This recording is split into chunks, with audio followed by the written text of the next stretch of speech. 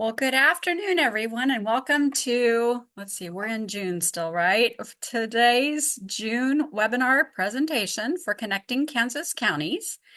And some housekeeping tips just really quick. As you notice, we will be recording this link as well as we'll be sharing the recording link and the PowerPoint out in tomorrow's Friday newsletter. So watch for that. And also, if you have questions today, as Zachary's presenting, please go ahead and type them down there in the chat box and we'll watch for those and we'll get those questions definitely answered by Zachary before our call's done today.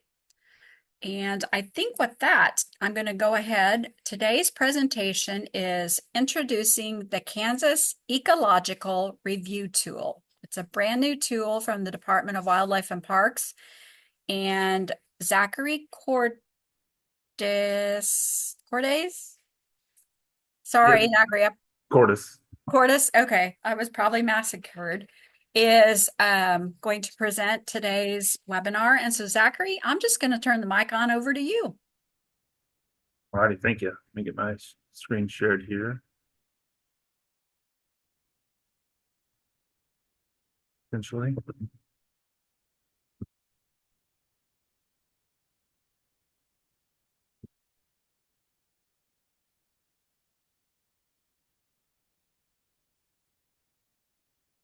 All right, can you see that okay? Or should be popping up right now? Good. Yep. Okay. Alrighty. Well, thanks everyone for attending today. My name is Zack Cordis. I'm an ecologist with the Kansas Department of Wildlife and Parks, and today I'll be discussing our ecological review program and a new tool we're implementing, the Kansas Ecological Review Tool, which will hopefully streamline our review process for all parties involved and lead to increased efficiency for its users.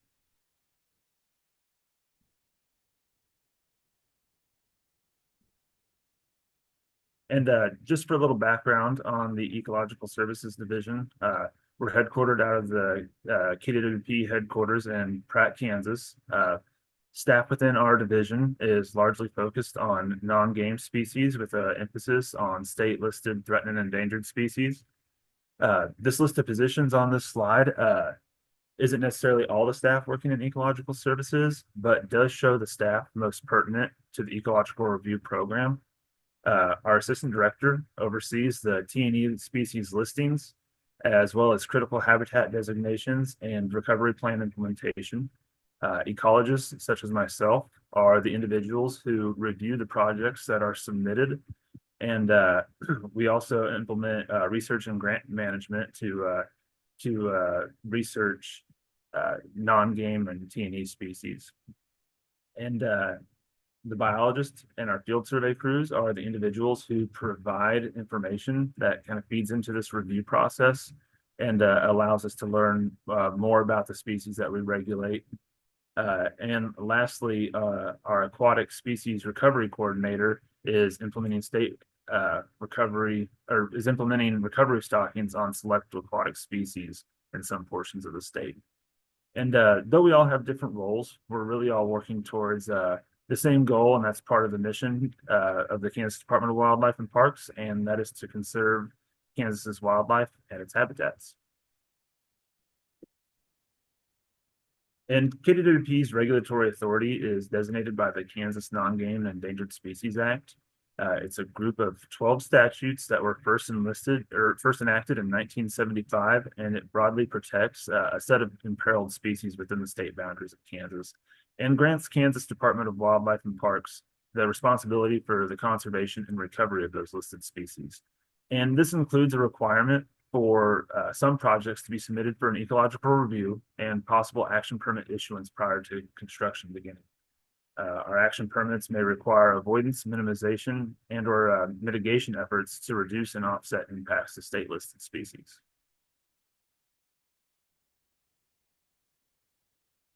And our statutes and regulations define several things that I'm going to be going over today and cover throughout the presentation. So I guess I just wanted to define what some of those things are. The first is SINC, or species in need of conservation. And these are species needing conservation measures in an attempt to keep the species from becoming a threatened or endangered species. The second status, threatened, is a species which appears likely to become an endangered species. And endangered are species whose uh, uh, component of the state's wild fauna is determined to be in jeopardy.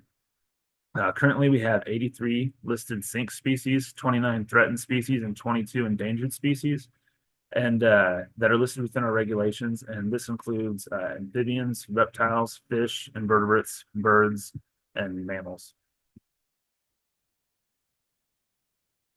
Specifically for threatened and endangered species, not SINC, we have designated important habitats necessary for the species to continue to survive in the state as critical habitat. And designated critical habitat is defined as specific areas documented as providing essential features and sustaining populations of the listed species, or areas that are essential for the recovery of that species. And whenever we review a project for impacts to designated critical habitat, we take into account that project's location, design, and implementation to determine whether DCH will be impacted as a part of construction activity. And here's a map of DCH currently listed in the state. If you'll look, the green shaded areas represent terrestrial species designated critical habitat, and the blue lines represent aquatic DCH species critical habitat, which could include rivers or wetlands that are critical habitat for fish, mussels, aquatic turtles, and amphibians. I would like to note that all areas in these green shaded counties may not represent DCH. I kind of discussed location, design, and implementation are all part of determining whether DCH will be impacted. And for example, in one of these counties where the entire county is shaded green, cropland, for example, would not represent critical habitat for a listed species. But depending on that specific species habitat requirements, grasslands or woodlands may. And lastly, an action permit. If we anticipate that impacts to DCH will occur due to construction activities, an action permit may be required. And an action permit is a legal document that details the avoidance, minimization, and or mitigation measures required that will minimize or offset impacts to listed species. And this is with the goal of protecting listed species and their habitats. So what triggers an ecological review? Excuse me. That could be publicly funded actions, projects that require another state or a permit from a federal or state entity, and actions that are likely to have impacts to designated critical habitat and state listed species using those habitats. So if you have a project and you've had to submit information to the Corps or DWR, we're notified of that project. If you send in a KDHE NOI application, part of that requirement is consultation with KDWP Ecological Services. So that's how many of these projects are getting filtered to us. And for more information, and I know that part was relatively brief, but if you have any additional questions on some of this, I recommend you go to our website at ksoutdoors.com and navigate to the Kansas Threatened and Endangered Species webpage. And to be honest, this is just as easy to Google. If you Google KS Outdoors Threatened and Endangered Species, you can find this webpage. But here you can find county list of state listed species and their critical habitats. And you can maybe look at what's in your area, what types of habitats those species are using. Additionally, our statutes and regulations can be viewed here. And there's also more detailed information on what is needed for an ecological review and so on. Currently, we have 3 ecologists on staff whose primary responsibility is to complete these project reviews. And we review about 2,000 projects every year, and only 1% of those rise to the level of needing an action permit to be issued to minimize impacts to state listed species. And even fewer of those projects require compensatory mitigation, which means the creation, restoration, and or preservation of that species habitat to offset impacts that were impacts to any species critical habitat that was lost. And although it can be somewhat different for different project types, each project that is submitted goes through a very similar review process. And I wanted to highlight this here through a flow chart. It's a simplified graphic of that process. So to start, once the information has been submitted to us, we will conduct a desktop review of that project. Excuse me. And here we're looking at plans, location, potential habitat loss, and other information associated with that project. Now, if we determine that the project is not taking place within DCH, no KDWP managed lands are being impacted, then we will likely clear that project with best management practices being provided that are relevant to that project type's activities. However, if the project is within designated critical habitat, we will further evaluate that project to determine what impacts it may have. And further evaluation may include requesting site photos to get a better idea of the habitat at the project's location. It could mean a site visit to evaluate the habitat quality. In some cases, it's simple. It's just requesting additional detailed plans to better understand those potential impacts. And from that further evaluation, if we determine that the project is not suitable habitat or that critical habitat will not be impacted, we will clear that project with the appropriate best management practices. So kind of circling around. But however, if we determine that suitable habitat is present and impacts will occur, an action permit will be required prior to project commencement. And once the action permit has been signed by both parties, construction may begin in accordance with the conditions required by that permit. And the action permit is considered active until the project has been completed. We are notified of its completion and compliance with the, and we are notified of its completion and compliance with the conditions that were required by the action permit. And most often, our projects require avoidance and minimization measures to reduce impacts. Our most common special condition within action permits is work date restrictions within DCH streams. Date restrictions vary depending on the species of concern, but there could be 2 to 6 months where we do not allow in-stream construction to take place. And that's just to protect fish, their habitat, their nests during the breeding season. Additionally, with many in-stream projects, we require fish removals from areas that will be dewatered with cofferdams or sheet piling, once again, just to protect fish and ensure that they're not being impacted or taken during the construction process. Another common one is if T&E mussels are the concern. We'd likely require a substrate survey to provide information on whether habitat for that species is available within the project or near the project work area. And if habitat for those species is noted within that region, a mussel survey and translocation would be required. There's also an option to forego the substrate survey and move straight to a mussel survey, though at that point we require more survey effort as we don't know where to concentrate the survey in those species habitats. And we do this because mussels are not mobile and they're highly impacted by water quality impairments. If there's impacts to terrestrial species designated critical habitat at a smaller scale, we may require special conditions to increase habitat quality on adjacent lands. And the goal of these special conditions is to provide habitat lift or create a habitat type, provide a habitat type in an area that's currently lacking this structure.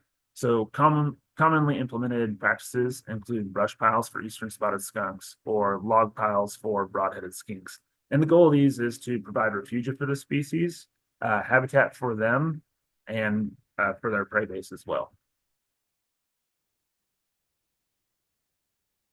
And if the action permit does require mitigation rather than avoidance or minimization due to the loss of critical habitat, the habitat lost will be calculated based on the area and the habitat quality within that area. And then that habitat, those habitat units will then be required to be gained through mitigation. And mitigation can include many things. It's really dependent on the species type, or the species and the habitat type that was lost. Um, it may include planting native vegetation uh, in the form of grasslands or woodlands, preservation of an existing habitat through a conservation easement, um, or preservation of excuse me, or providing habitat lift to a certain area. So if you have a low quality habitat, uh, implementing practices that increase that habitat quality for the species. So if this was a permanent loss of habitat, such as a road construction on a new alignment, uh, it'd likely take place in a different area, preferably nearby, and where we can convert that disturbed habitat to native vegetation. So it's all really dependent on the species, the habitat type, and the quality of the habitat that was lost. And now that we've covered KDWP's regulations and some of the generalities of the review and permitting process, I'd like to discuss the Kansas Ecological Review Tool, or as we call it, the ERT, which is in its final testing phase before full implementation and public rollout. I'm not sure how many people on here have submitted projects recently or before, but uh, if you have, you've likely seen the report that's been generated by this tool, as we have been using it internally to review projects and test this platform before public rollout. And previously, and at this point, when projects are submitted for an ecological review, we have a 30-day window to review the project for potential wildlife impacts. But when this tool is implemented, projects can be submitted by the users directly to this website, and an automated report uh, uh, will be generated within about 5 to 10 minutes after that submission. So it should speed the process up for many projects. And that report will also detail whether project clearance is granted or whether further consultation with the Kansas Department of Wildlife and Parks Ecological Services is required before construction. And so here's kind of a view of that web map. And simply put, it provides users the ability to upload or digitize project boundaries onto the map. And from there, pertinent information can be provided, such as a description of the project and the planned project activities. You can upload supporting documents such as photos, plans, or other information for our review and save it to that project's file. And this information can then all be submitted for an automated review. So my plan was to work through a couple of test projects to show how this tool works, some of the basic features of what can be done, and what the results of these reviews may indicate. And we'll do this specifically looking at road and bridge projects. That's typically what I deal with, and I know the Kansas Association of County Highways is an affiliate, so it's hoping that maybe this kind of may reach some of those individuals. But in this current view of the ecological review tool, is kind of our basic web map.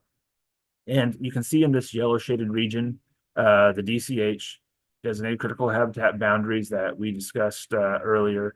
And we also have public lands layer turned on here, which is the orange shade. Now, these aren't all KDWP managed lands. Some of these are federal or private easements, but it's available for these layers are available for that user who's submitting projects to view. So just to pull up this example, we've zoomed into Kingman County and we're planning a project for roadway improvements and a bridge replacement. So in this map, we've drawn a polygon around our anticipated construction limits by using the draw a polygon tool within define an area drop down menu. There's also an option to upload GIS shape files if you have shape files of the project's construction limits. And hopefully in the future, we can have a feature that will allow users to upload KMZ files to this web map. And so we are aware of potential conflicts.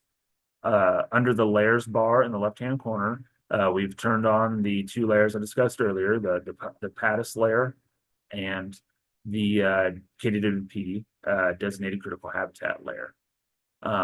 Once we have that drawn, we click Natural Heritage Review on the left-hand side, and a pop-up will appear.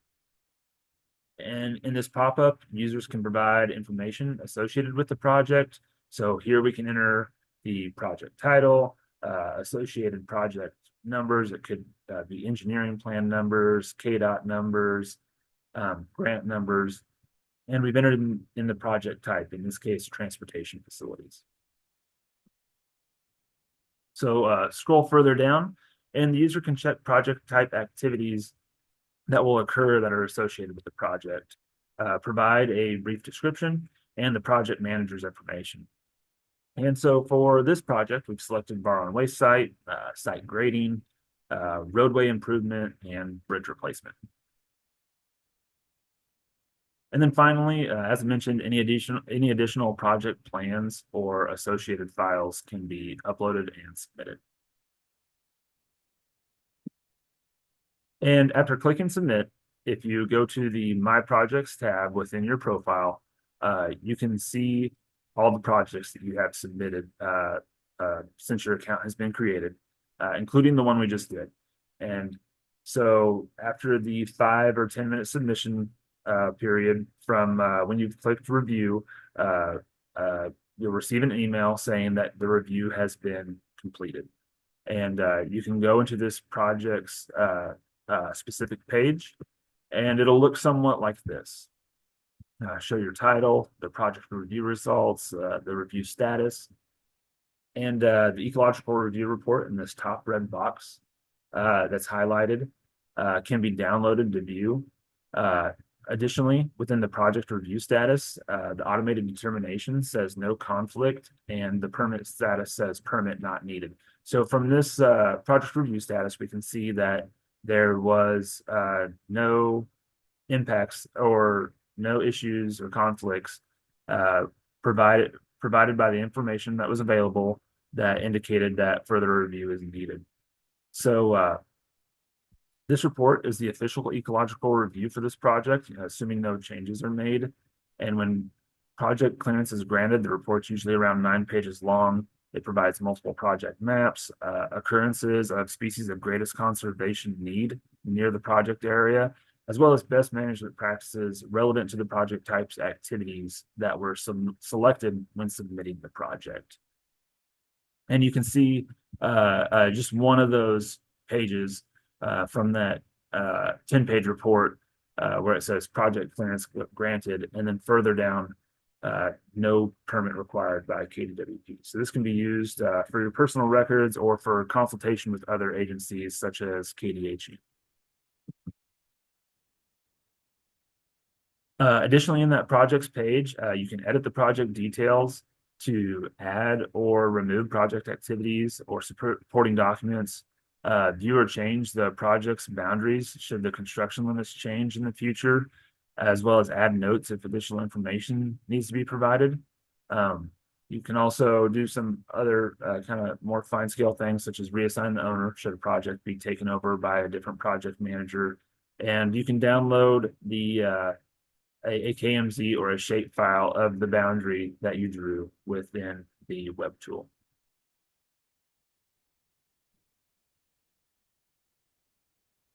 So while we expect many projects will be granted clearance shortly after submission, there will be a need for some to go into a secondary review process where an ecologist will have to make a determination on whether the project will be granted clearance or an action permit will be required. And those will be projects that intersect designated critical habitat and public lands, or certain project type activities that we have determined that they warrant some additional review, and where we'd like to have engagement with the project manager or sponsor before potential clearance. Oh, gosh dang it. So in this example, the project boundaries intersect designated critical habitat and KDWP managed land. So we've gone back into the tool. We have a different project. We've turned on those potential conflict layers and drawn our polygon. And because of this intersection, the ecological review tool is going to flag this project for further review. And once again, these layers can be seen by the user during the submission process if the layers associated with these files are turned on for viewing. But other than that, we go through a similar submission process, entering in the project information. And this project type activities are the same as the last, a roadway improvement project with a bridge reconstruction. And that need for further review will be noted in this project's webpage.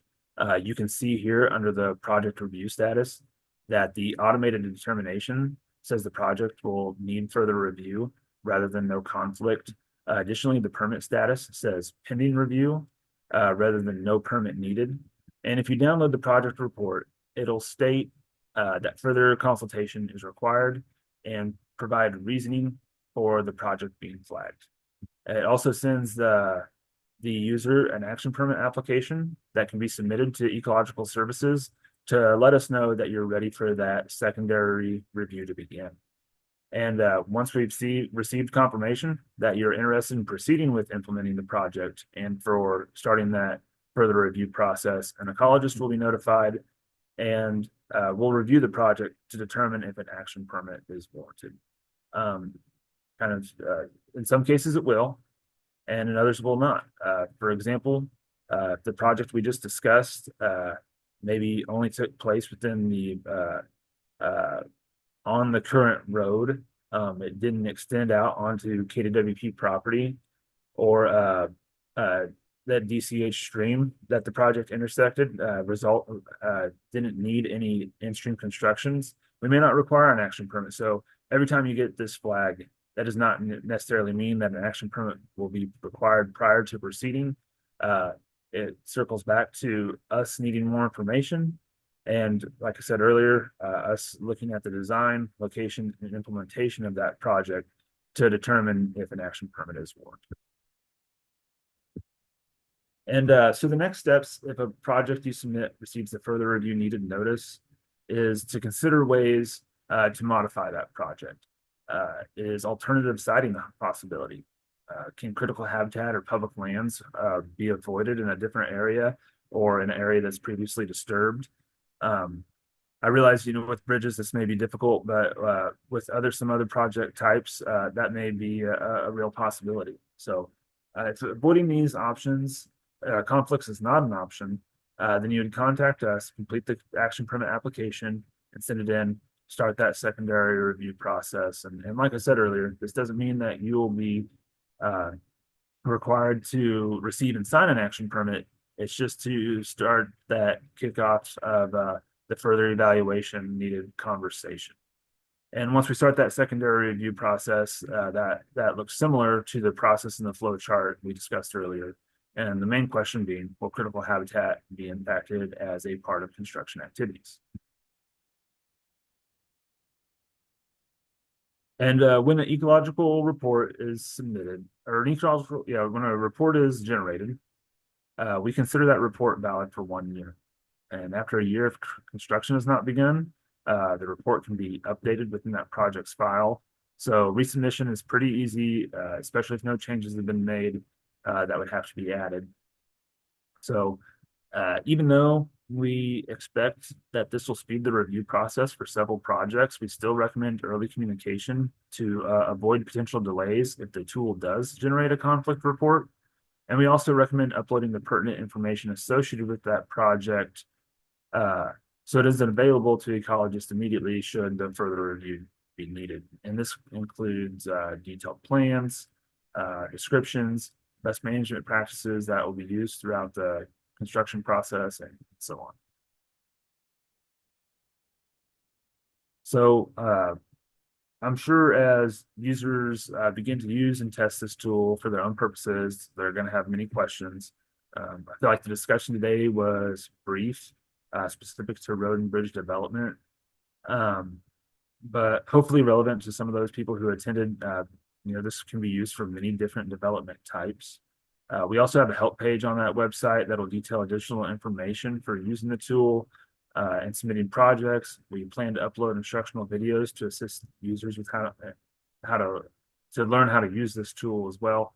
So uh, we're always available to answer some of the questions that are associated with this, and happy to help users once we begin this rollout. And we're hoping to launch this tool in the fourth quarter of this year. But I just wanted to provide a brief understanding of what these users may see. Like I mentioned earlier, if you've been a part of the project submission process recently, you've likely seen a report or two as we've been using it internally, and we've been sending these reports out to the project managers. As the program becomes available, we'll be sending out emails to people who have been submitting projects previously to begin logging in, creating accounts, and start submitting projects through this tool. But until this tool is in place, if you have projects to submit, please use the KDWP.ess email. If you'd like to make sure that your email is included on future email notifications that we'll be sending out, or you have any questions about the information discussed, please feel free to reach out to me as well. I think I said the KDWP.ess email, but I would like to remind everybody that our email hasn't changed from when were KDWPT. So yeah, you're submitting projects, and that's the email to send that to. As I mentioned, there's a lot of functions within this tool that we didn't discuss. You can change base layers to view imagery rather than topography, add your own layers for viewing on the web map. But I just wanted to provide a brief overview of how this tool can be used to obtain an ecological review for a project. With that, I think I've wrapped everything up on my end. Thanks everyone for listening in, and let me know if you have any questions. Thank you, Zachary. That was a great presentation and it looks like a really neat tool. So I'm guessing that everything previously has been all paper for the most part. Yeah, there was a lot of paper. Most of it comes through email now, but we still do get some paper plans. Okay. I worked for KDOP for 10 years, so I have an appreciation for what you're talking about here. Yeah. Many, many projects. So Oh, I imagine. yeah. So if anybody has any questions, please go ahead. If you want to even unmute and ask your question, you can do that or type it in the chat box. As Zachary mentioned, this tool will be coming out in the fourth quarter of this year. And so Zachary will keep us in the loop and we will definitely share updates in our newsletters or, we visited with Zachary maybe about that it's something that they could come to the KAC conference in December. It's right down there. Actually, Zachary, in your backyard, we're in Wichita. Oh, great. So it would be really close for you to come over. Yeah. Um, and Zachary, I do want you to know that I did send this out to all of the contacts for all of the road and bridge departments. I just know their schedules are Sure. pretty tight, dependent on, weather, road projects, and, all that fun stuff. They've got really crazy schedules. So I will be sure, though, just so that you know, I'm going to send a specific email with a recording link and that to them, uh, too, just to make sure they know that. And then again, we will have it in our newsletter that goes out to all our Kansas County members. Yeah, that'd be great. Thanks. Okay. I am not seeing any questions. Like I said, please feel free to go ahead and ask your questions.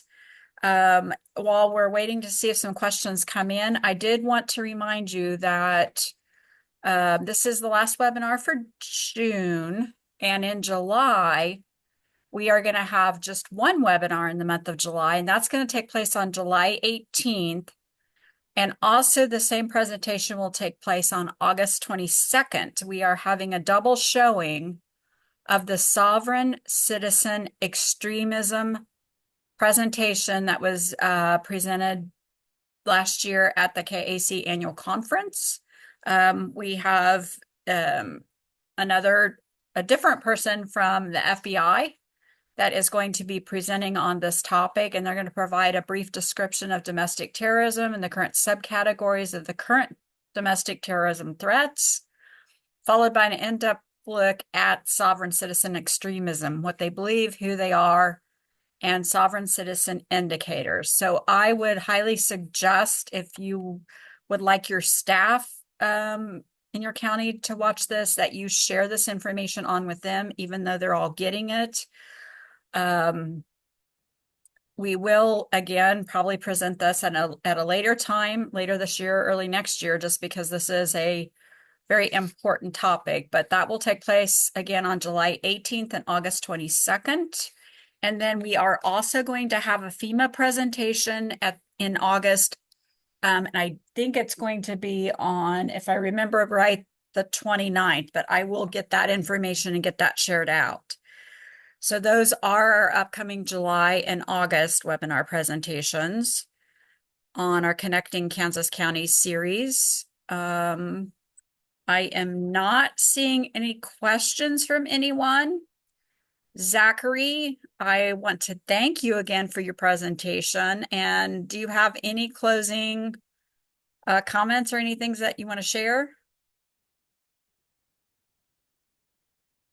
No, I just want to say thanks everyone for listening in, and yeah, if you have any questions, feel free to reach out. Okay, thank you, Zachary. And with that, for those of you who are still on the call, stay tuned. As some of you may have heard, KAC is launching a new website and a new member database, as well as we'll be launching conference registration information. Zachary, note for you. That information will be going out sometime in July. So stay tuned. Lots of good things on the radar for our members. And with that, I want to wish everyone a great afternoon. Stay safe out there. And thank you again for what you all do each and every day in serving the citizens of Kansas.